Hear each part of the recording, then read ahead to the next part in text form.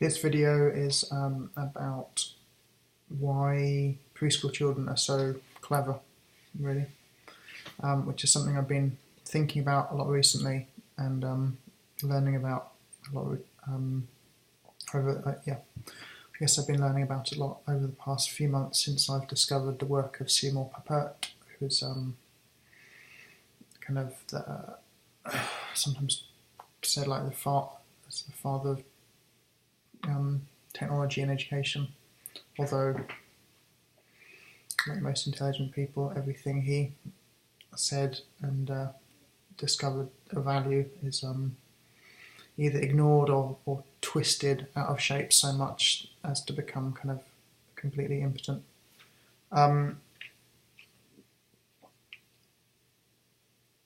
So it should be of great concern to everyone that preschool kids are so clever, and so able to learn at high speeds in situations that, at least on the face of it, don't necessarily seem to be conducive to learning. And yet, when kids are at school, I think it's fair to say all kids struggle with, let's not call it learning, studying at school. I don't think there's a single kid at school who doesn't struggle with some of what happens at school. And it's very clear that the vast majority of kids struggle with what's called mathematics at school, although what it really is essentially is arithmetic, or the majority of it is arithmetic. And it's something that should really concern us. It's long been kind of said that adults are very poor at learning, but the kind of credible research doesn't support this at all. Adults are good at learn quickly, especially when we don't call the learning study, but we call it training. Training seems to work very, very well. So it's only really kids at school who struggle with the learning. And why is that? Just maybe a trivial example, what's called mathematics that we study at school, adults can learn that in about a tenth of the time. So adults that didn't learn any mathematics at school, when they're sort of trained on the sort of school arithmetic, they acquire that body of knowledge and those skills about the tenth of the time. If we look at the number of hours that children spend on mathematics in school, it's kind of interesting. Again, should be deeply worrying. So, Seymour Papert, one of the things that he noticed, I think this was during his work with Piaget, was that preschool children are very, very good at doing useful stuff with incomplete knowledge and incorrect knowledge. They're very good at sort of building on incomplete knowledge without collapsing. They're very good at correcting things as they go along. They're also very good at thinking about thinking. And they're able to talk about thinking in ways that school children don't. And preschool children are often very proud of how they solved a problem or came up with an idea,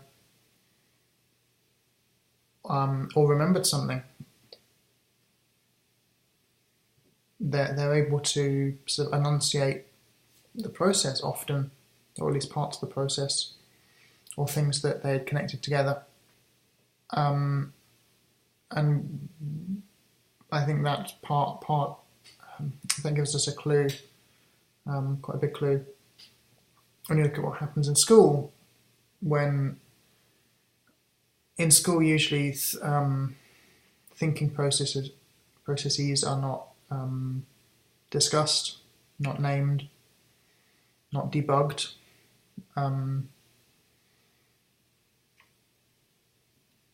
Even sort of algorithmic processes for doing things are not named and debugged at school.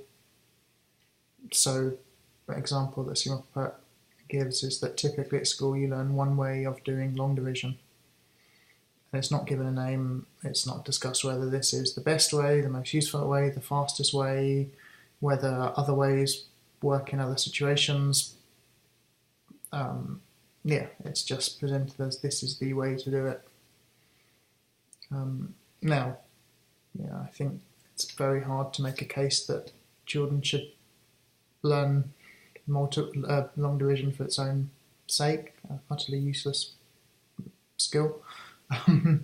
But if it's taught as one method of many, and if it's the method taught is named and discussed and attacked, taken apart, optimized, debugged, whatever, then that becomes a useful thing. So preschool children are very comfortable with discussing processes and processes. I should say. So one of the consequences of living in Japan for a long time is that your English falls apart.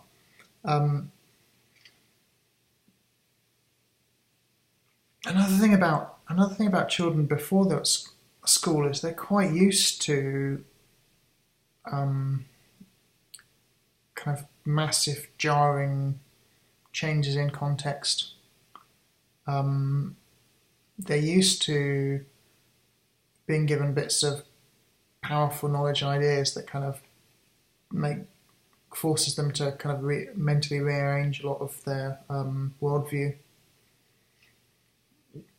They're comfortable, relaxed about it. It doesn't seem to challenge their identity or anything like that.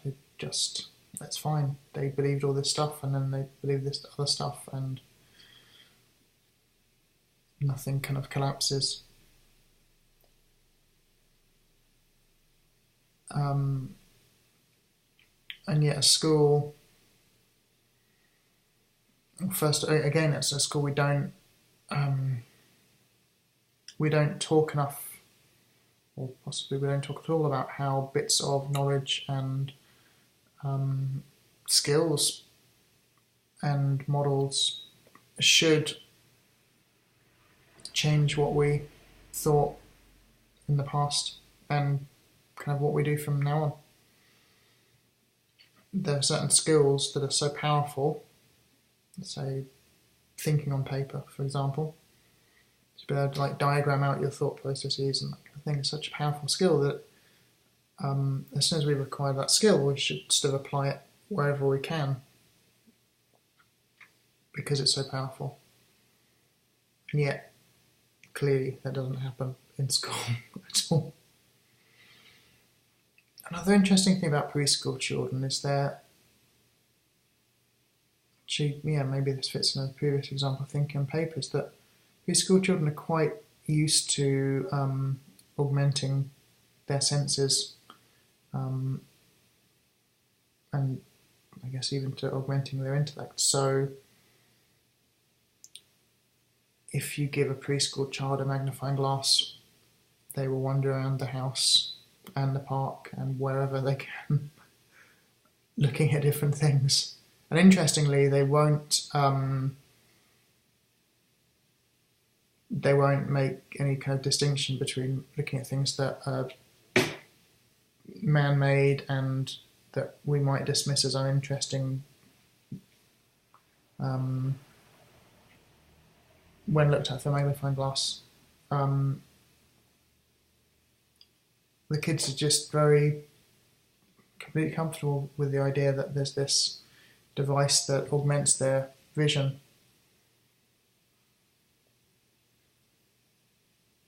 And they look for, well, I don't know if they do deliberately seek out situations in which to use it. I think they just somehow know it's such a powerful thing that it's just obvious to use it everywhere. And yet, interestingly, that ability seems to fade or get suppressed or conditioned out, or whatever, or at school. Not necessarily by school, but definitely at school. I was in a school library yesterday, and I found one magnifying glass, and it was tiny and not very good, probably from 100 yen stuff. Library should be full of magnifying glasses, particularly, this was a school library, so full of picture books. What are the librarians saying? Like the pictures in these books are not worth looking at through a magnifying glass. It's pretty pathetic, really. Interestingly, also there was only like one whiteboard in the library, and it was comically small.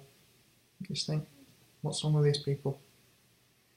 The whiteboard is one of the most powerful technologies created in the modern times. No, probably the most powerful thing, I think. And big whiteboards are more powerful than small whiteboards. If you went to any tech startup in the world, you'd probably find whiteboards everywhere.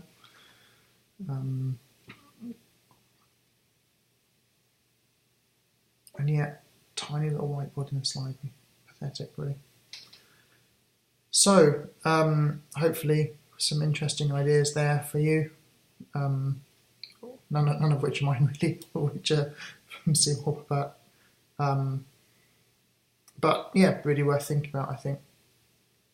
Why is it that preschool kids are so clever, so good at learning, learn so quickly, learn things that are so challenging and jarring that on the surface it seems it should be enough to kind of destroy the kid's identity. And what happens later on when kids are at school? Why do they lose this? Why is it maybe forced out of them? Yeah. Okay, as usual, my Cancer Fund page is www.matthewdons.org. It's mathewdons.org. Please share the link and or make a donation if you can. Thanks a lot.